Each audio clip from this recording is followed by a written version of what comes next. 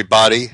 Welcome to ICC's Game of the Week with your host, as always, Joel Benjamin.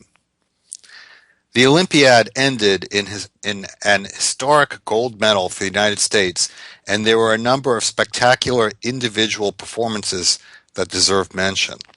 This week, I want to focus on the unconscious performance by Ukrainian fourth board Alexei Volokitin.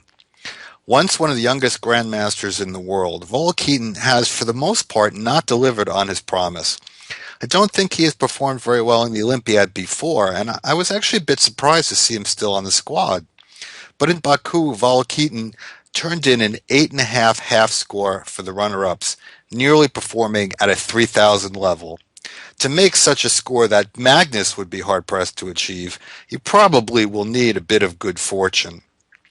This week I will do something a bit different by examining 3 games.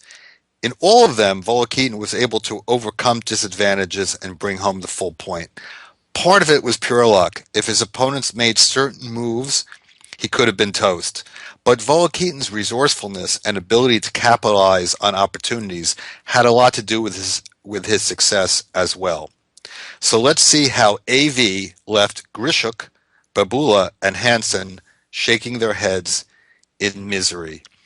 Okay, so with the Grischuk game, I'm basically gonna pick it up at the key moment. It was a, well, King's Indian or Grunfeld, if you like, starts out as a King's Indian, but when D5 comes in, that kind of makes it into a Grunfeld, if you will. It's a type of position that I've actually played with black.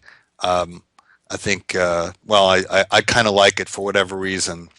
But as we get out of the opening into the early middle game, we see Bishop H3, this typical idea for white in a lot, not just in this Grunfeld King's Indian, see it in the Queen's Indian too, any position where you see a bishop on E4 blocking the center like that. Very often the response by white is to move the bishop off the diagonal so that white can then start harassing the bishop with knight d2. And it's not just the potential bishop pair, but if black plays a solid move like e6, then after the knight moves, white also has ideas of just flat out trapping the bishop with f3 and so on. So one thing black can do, which is fairly solid, is he can just take the knight and then play e6. And, with this wall of pawns, he has a very solid position. Even if white gets an e4, black can take on e4 and keep pressure on the d4 pawn. So it's a position that's very, very hard to crack.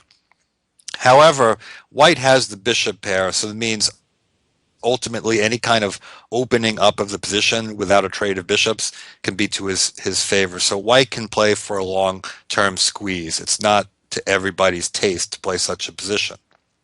So Volokitin decided that he was going to go for tactics in this position. And I don't know how much he calculated or if he miscalculated anything.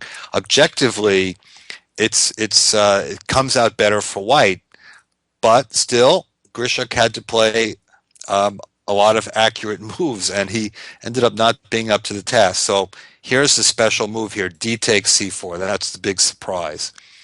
And there's a little bit of a misdirection there, because if you think, it has something to do with c3 or bishop d3, that's not really the main point. We see the main point after white takes a knight, and that's to swing the queen over.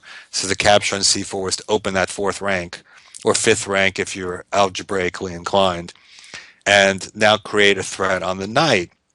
Now the knight has no moves, and king g2 would leave white in an eternal pin. So Grischuk goes for g4, which is a good move, and after queen h3, now the knight can move and it has to go to the e1 square to cover this mate.